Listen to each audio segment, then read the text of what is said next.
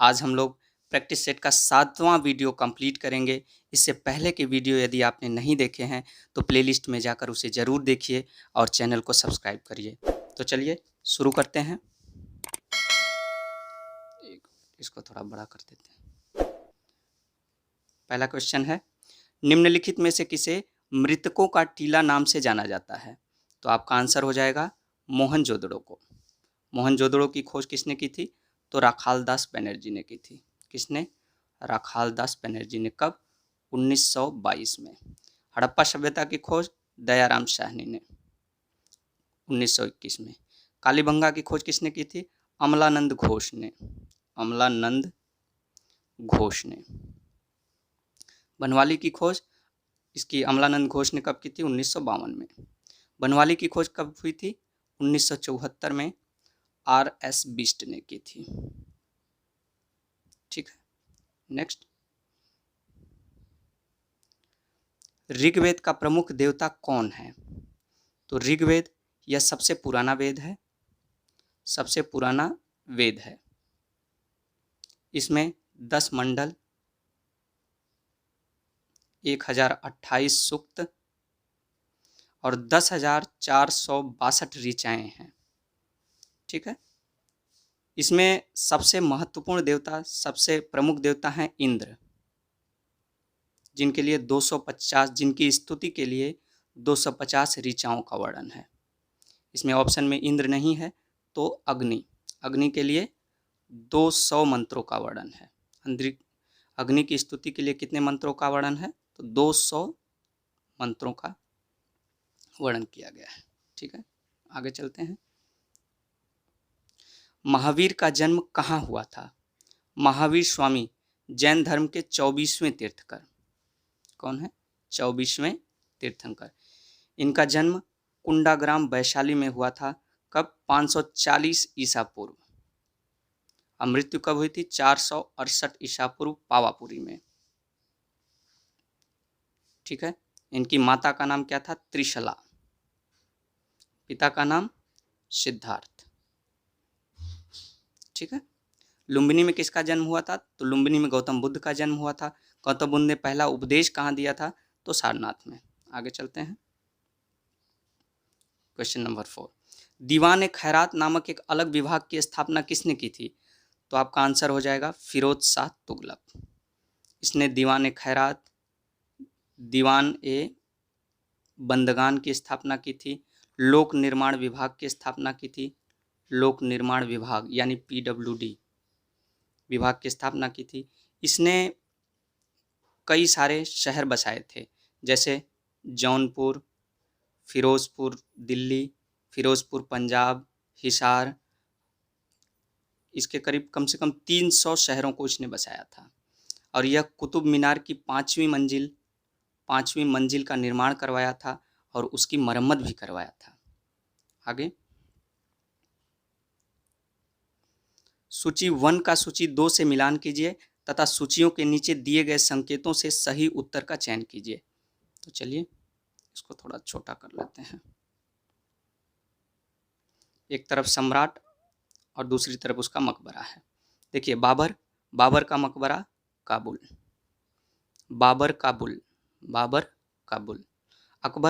अकबर सिकंदरा। जहांगीरा वहीं लहूलुहान हो गया, जहांगीर लाहौर। शाहजहां का मकबरा आगरा में। अब देख लिए, ये 3 हो गया, ये 4 हो गया, 3 4, 3 से शुरू हो रहा है। ये आपका आंसर हो जाएगा C। ठीक है, नेक्स्ट।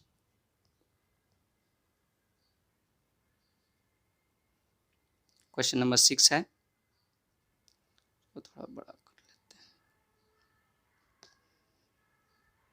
वह अंग्रेज जिसने सम्राट जहांगीर के दरबार में आकर भेंट किया था। देखिए, सबसे पहले ईस्ट इंडिया कंपनी ने विलियम हॉकिंस को जहांगीर के दरबार में 1608 ईस्वी में भेजा था। सबसे पहले जान लीजिए, जहांगीर का कार्यकाल 1605 से 1627 तक था। कब तक? 1605 से 1627 तक। उसके बाद ईस्ट इंडिया कंपनी ने 1608 ईस्वी में विलियम हॉकिंस को जहांगीर के दरबार में भेजा था। फिर उसके बाद सर थॉमस रो को जेम्स प्रथम ने अपना राजदूत बना करके 1615 ईस्वी में जहांगीर के दरबार में भेजा था। यह जहांगीर के दरबार में अजमेर के किले में मिला था। जहांगीर से कहाँ मिला था? अजमेर के किले में मिला था। ठीक है, आगे। अवध के अंतिम नवाब कौन थे? अवध के अंतिम नवाब कौन थे? तो आपका आंसर हो जाएगा सी, वाजिद अली शाह। वाजिद अली शाह अवध के अंतिम नवाब थे। यह ठुमरी के जन्मदाता माने जाते हैं। किसके माने जाते हैं? ठुमरी के जन्मदाता माने जाते हैं। इनकी पत्नी 1857 के स्वतंत्रता संग्राम में लखनऊ से नेतृत्व किया था। ठीक है, इनकी पत्नी का नाम आप हमें बताइए। आसफउद्दौला ने बड़ा इमामबाड़ा बनवाया था। बड़ा इमामबाड़े का निर्माण इसने करवाया था, आसफउद्दौला ने। ठीक है, आगे चलते हैं।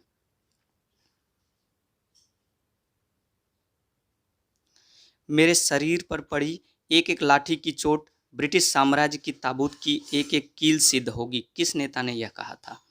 तो आपका आंसर हो जाएगा लाला लाजपत राय ने कहा था। लाला लाजपत राय ने कहा था। साइमन कमीशन 1928 में भारत में आया था। इसका विरोध करने वाली टीम का नेतृत्व लाला लाजपत राय ने किया था। एक अंग्रेज अधिकारी ने इन लोगों पर लाठीचार्ज करवा दिया और उसी समय इन्होंने कहा था, मेरे शरीर पर पड़ी एक एक लाठी की चोट ब्रिटिश साम्राज्य के ताबूत की एक एक कील सिद्ध होगी। ठीक है, आगे चलते हैं।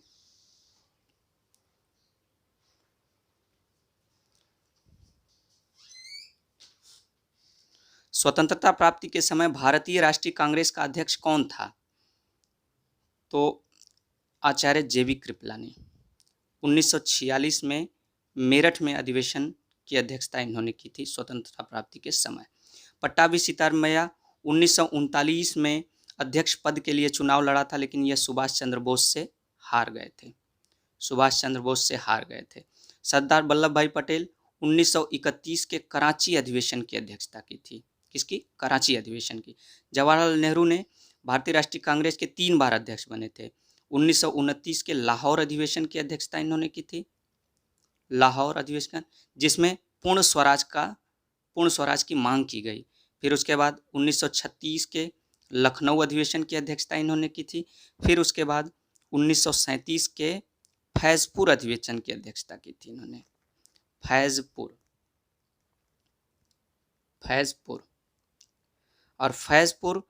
गांव में होने वाला पहला अधिवेशन था। नेक्स्ट, कर्जन ने भारत का विभाजन कब किया? तो आपका आंसर हो जाएगा 1905 में। इसने जुलाई 1905 में बंगाल विभाजन की घोषणा की।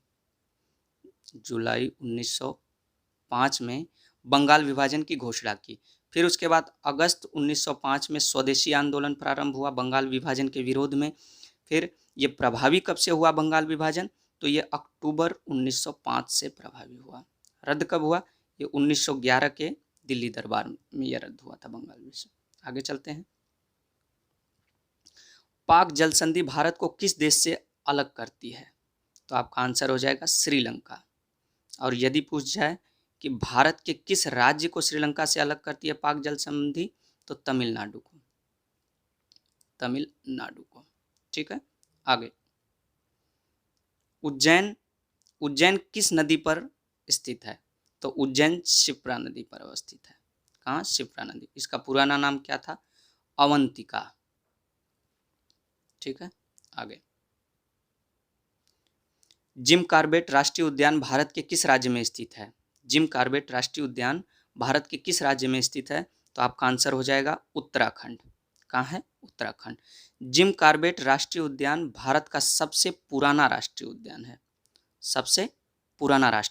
है। इसकी स्थापना 1936 में हैली नेशनल पार्क के नाम से की गई थी। Hailey National Park. ठीक है, वर्तमान में इसका क्या नाम है? तो वर्तमान में इसका नाम है Ramganga national park. Ganga national Park. ठीक है, इसको याद रखिएगा। नेक्स्ट, एम्स्टर्डम किस देश की राजधानी है? तो आपका आंसर हो जाएगा नीदरलैंड। एम्स्टर्डम नीदरलैंड की राजधानी है। यूएई, इसकी राजधानी है अबू धाबी। Abu Dhabi. दक्षिण कोरिया की राजधानी सियोल। इटली की राजधानी रोम। ठीक है, आगे चलते हैं। कौन से पर्वत एशिया को यूरोप से अलग करते हैं? एशिया को यूरोप से कौन सा पर्वत अलग करता है? तो आपका आंसर हो जाएगा यूराल। यूराल पर्वत एशिया को यूरोप से अलग करता है। हिमालय पर्वत पे विश्व की सबसे ऊंची चोटी माउंट एवरेस्ट है। Mount Everest. एंडीज दक्षिण अफ्रीका में पड़ता है।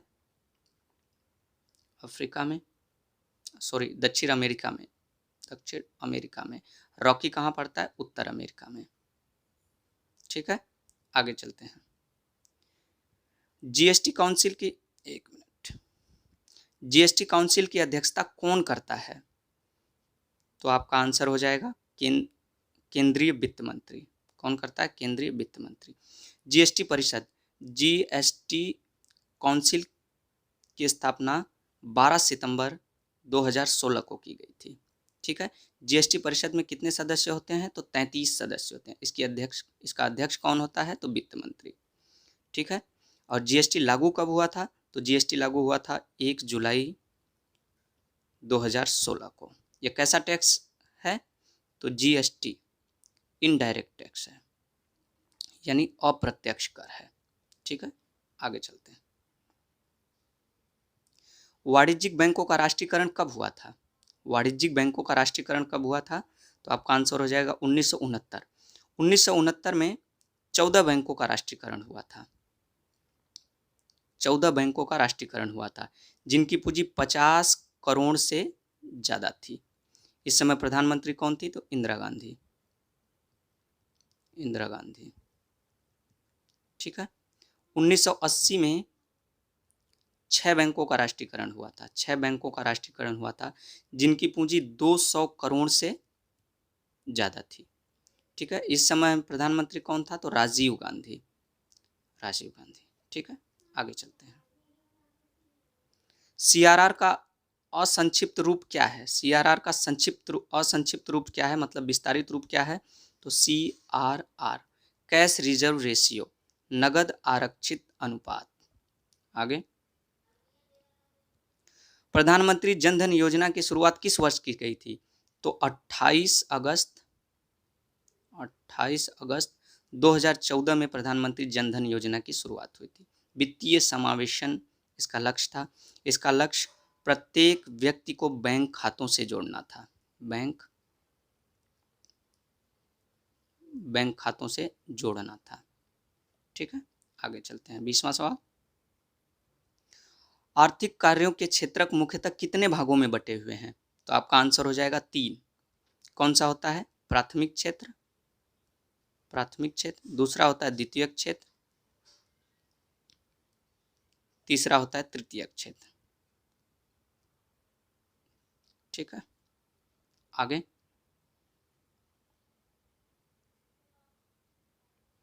है, भारतीय संविधान की प्रस्तावना में किस प्रकार के न्याय की व्यवस्था नहीं कही गई है?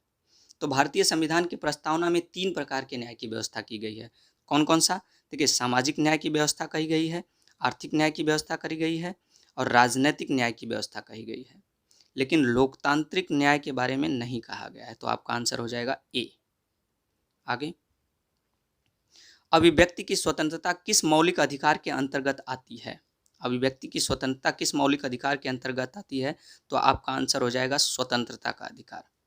स्वतंत्रता का अधिकार अनुच्छेद 19 से लेके 22 तक है। ठीक है, और अभिव्यक्ति की स्वतंत्रता किसमें है? 19A में।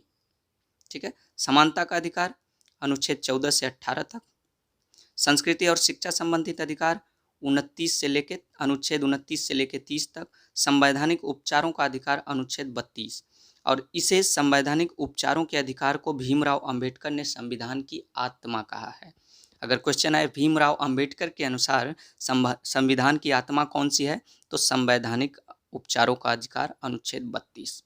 ठीक है, नेक्स्ट, निम्नलिखित में से कौन से भारतीय संसद के संगठक हैं? भारतीय संसद के संगठक कौन कौन से हैं? तो संसद लोकसभा, राज्यसभा, राष्ट्रपति से मिलकर बनती है, तो आपका आंसर हो जाएगा डी, 1, 2, 3। नेक्स्ट, भारत के उच्च न्यायालय के मुख्य न्यायाधीश बनने वाली पहली महिला कौन थी? उच्च न्यायालय की मुख्य न्यायाधीश बनने वाली पहली महिला कौन सी थी? तो ये थी लीला सेठ। ये हिमाचल प्रदेश के उच्च न्यायालय की बनी थी मुख्य न्यायाधीश। देखिए, उच्च न्यायालय की मुख्य न्यायाधीश बनने वाली पहली महिला है लीला सेठ। ये फातिमा बीबी सर्वोच्च न्यायालय की न्यायाधीश बनने वाली पहली महिला। फातिमा बीबी सर्वोच्च न्यायालय के न्यायाधीश बनने वाली पहली महिला है। लीला सेठ उच्च न्यायालय की मुख्य न्यायाधीश बनने वाली पहली महिला है। एक नाम आता है अन्ना चंडे। यह किसी भी न्यायालय की पहली महिला न्यायाधीश बनने वाली है। पहली महिला न्यायाधीश बनने वाली हैं किसी भी न्यायालय की पहली महिला न्यायाधीश बनने वाली पहली। आगे, किसी राज्य के राज्यपाल के रूप में नियुक्ति के लिए भारत के संविधान द्वारा निर्धारित न्यूनतम आयु कितनी है? तो आपका आंसर हो जाएगा 35। अनुच्छेद 155 के तहत राज्यपाल की नियुक्ति राष्ट्रपति द्वारा की जाती है। किसके द्वारा? राष्ट्रपति के द्वारा की जाती है, और यह राष्ट्रपति के प्रसाद पर्यंत बना रहता है। 25 वर्ष लोकसभा या विधानसभा के लिए होता है, लोकसभा और विधानसभा के लिए। ठीक है, 30 वर्ष राज्यसभा या विधान परिषद के लिए। 21 वर्ष पंचायत का चुनाव लड़ने के लिए 21 वर्ष होनी चाहिए। आगे, मध्यनी की आयु कितनी होती है, आप बताएं हमें। जब किसी वस्तु को दो समानांतर समतल दर्पणों के बीच रखा जाता है तो बने हुए प्रतिबिंबों की संख्या कितनी होती है? तो आपका आंसर हो जाएगा अनंत। कितनी होती है? अनंत। नेक्स्ट, निम्नलिखित में से कौन सा अम्ल चींटी के डंक में पाया जाता है? चींटी के डंक में पाया जाता है, यहां आप कर लीजिए फार्मिक अम्ल। ठीक है, तो चींटी के डंक में फार्मिक अम्ल पाया जाता है। टार्टरिक अम्ल इमली में पाया जाता है। एसिटिक अम्ल किस में पाया जाता है? खट्टे फलों में या सिरका में पाया जाता है? सिरका में पाया जाता है या खट्टे फलों के रस में पाया जाता है? ठीक है, ऑक्जेलिक अम्ल किस में पाया जाता है? ये पालक, टमाटर आदि में पाया जाता है।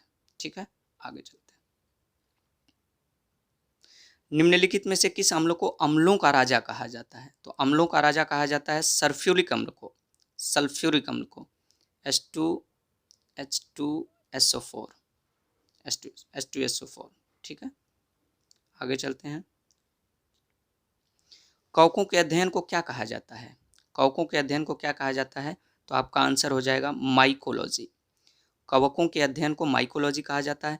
साइटोलॉजी कोशिका के अध्ययन को कहा जाता है।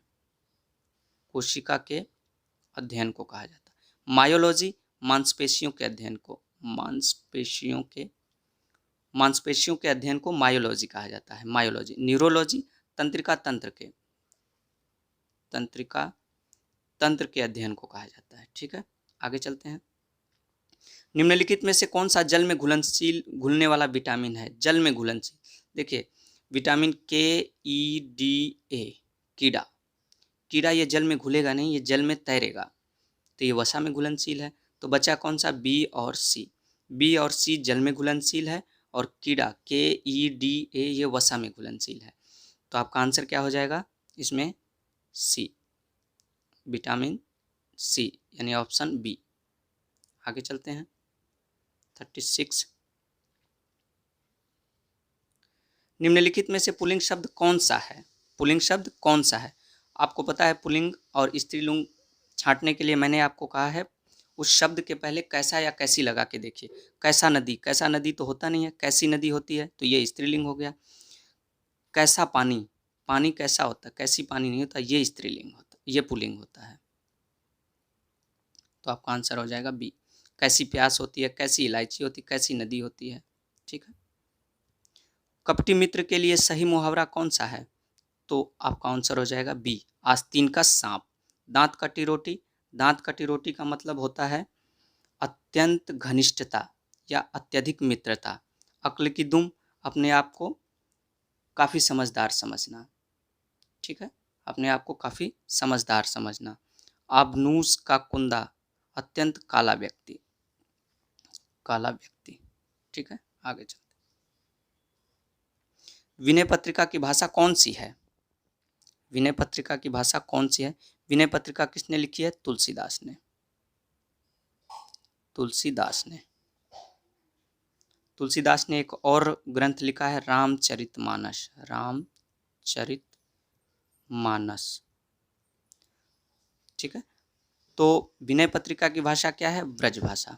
व से विनय, व से ब्रज, ब से ब्रज, ये करीब करीब मिलता हुआ है। तो विनय पत्रिका की भाषा ब्रज भाषा है और रामचरितमानस की भाषा क्या है? अवधी। ठीक है, आगे चलते हैं। कौन सा शब्द भ्रमर का पर्यायवाची नहीं है? भ्रमर का पर्यायवाची नहीं है।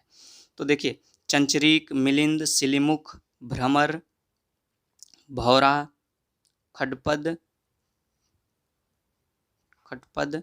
ये सब भौरा का पर्यायवाची होता है, लेकिन शलभ नहीं होता।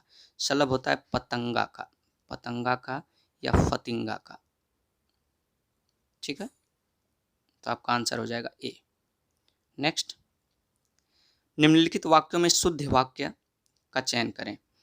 श्री कृष्ण के अनेकों नाम है, अनेकों नहीं होता, यहाँ भी अनेकों, यहाँ भी अनेकों, यहाँ भी अनेकों, तो श्री कृष्ण के अनेक नाम हैं। आगे चलते हैं। 51, भारत और संयुक्त अरब अमीरात व्यापक आर्थिक भागीदारी समझौते किस तिथि से आधिकारिक रूप से लागू किया गया? तो 1 मई 2022। नेक्स्ट, देश के पहले अनाज आधारित एथेनॉल संयंत्र की स्थापना कहाँ की जा रही है? तो ये पूर्णिया, बिहार में। ठीक है, नेक्स्ट क्वेश्चन है, फरवरी 2022 में भारतीय प्रतिभूति एवं विनिमय बोर्ड ने किसकी अध्यक्षता में वैकल्पिक निवेश नीति पर सलाहकार समिति का पुनर्गठन किया? तो आपका आंसर हो जाएगा NR न्यायमूर्ति। नेक्स्ट, मई 2022 में इंडियन ऑयल कॉर्पोरेशन ने असम के किस जिले में पायलट आधार पर मेथनॉल के मिश्रण वाला M15 पेट्रोल लॉन्च किया? तो आपका आंसर हो जाएगा तिनसुकिया में। आगे, हाल ही में भारतीय विज्ञान संस्थान बेंगलुरु के नेतृत्व में किए गए अध्ययन में किस नदी पर माइक्रोप्लास्टिक पाया गया जिसके कारण मछलियों में विकास प्रभावित हो रहा है? तो आपका आंसर हो जाएगा कावेरी नदी। मार्च 2022 में केंद्रीय मंत्री नितिन गडकरी ने नई दिल्ली में विश्व की सबसे उन्नत तकनीकी विकसित green hydrogen fuel cell electronic वाहन लॉन्च किया। लॉन्च किए गए वाहन का क्या नाम है? तो टोयोटा मिराई। 57, फरवरी मार्च 2022 में 5 राज्यों में विधानसभा चुनाव संपन्न हुआ। विकल्प में कौन सा राज्य 5 राज्यों में शामिल नहीं है? तो आपका आंसर हो जाएगा सिक्किम।